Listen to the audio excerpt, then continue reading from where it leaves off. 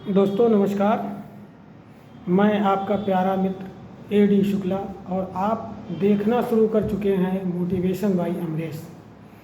आज की इस एपिसोड में हम आपको बताएंगे या आपसे बातचीत करेंगे कि आत्मविश्वास कैसे सारी समस्याओं का निदान कर देता है। दोस्तों, आत्मविश्वास एक ऐसी चीज़ है जिसे ना तो आप किसी भी किताब में पाएंगे, ना ही किसी यूनिवर्सिटी में इसका कोई कोर्स चलता है और ना ही ये किसी के द्वारा किसी को दिया जा सकता है।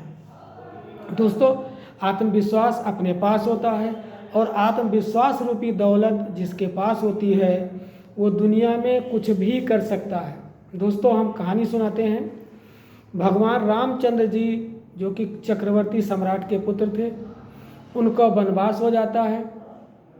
वनवास के दौरान उनकी पत्नी का, माता सीता का हरण हो जाता है। दोनों भाई राम और लक्ष्मण जंगल में अकेले थे। उन्हें यह भी नहीं पता था कि उनके साथ कौन सी घटना घटित हुई है, यानी माता सीता कहाँ चली गईं। दोनों जंगल में भ्रमण कर रहे थे।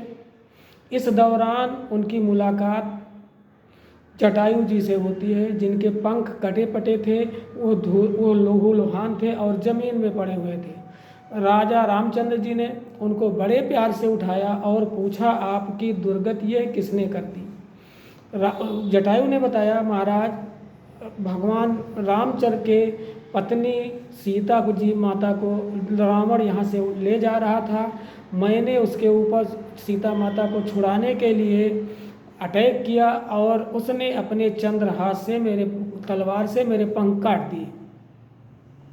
भगवान उसने कहा, अब मैं महाराज केवल कुछ ही क्षणों का मेहमान हूँ।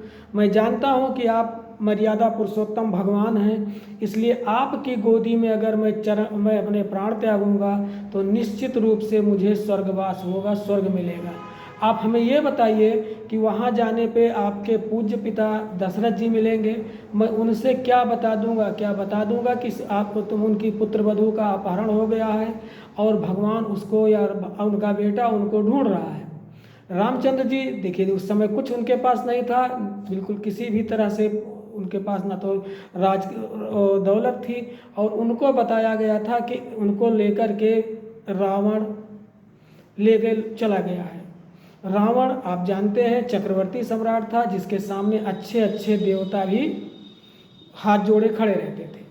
रामचंद्र जी ने जटायु से कहा, नहीं भाई, आप पिताजी को बिल्कुल मत बताइएगा कि उनकी बहू का या पुत्रवधू का अपहरण हो गया है, नहीं तो उनको तकलीफ होगी।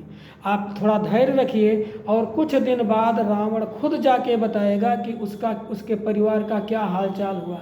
तो ये था उनका अपना आत्मविश्वास। इसी तरह से एक बार जब महाभारत का युद्ध हो रहा था तो कृष्ण से अर्जुन ने पूछा था, महाराज, वो कौन सी चीज़ है जो आदमी को कमज़ोर कर देती है और आदमी अपना सब कुछ खो देता है। कृष्ण ने बड़े प्यार से समझाया, कहा, अर्जुन, व्यक्ति अगर आत्मविश्वास से विहीन हो जाए तो वो हमेशा दलदल में गिर जाता है, हर समस्या उसके लिए पहाड़ बन जाती है। किंतु अगर यही आत्मबल आदमी के पास बरकरार रहे तो उसकी सारी समस्याओं का निदान हो जाता है और वो हमेशा विश्व विजेता बन के उभरता है।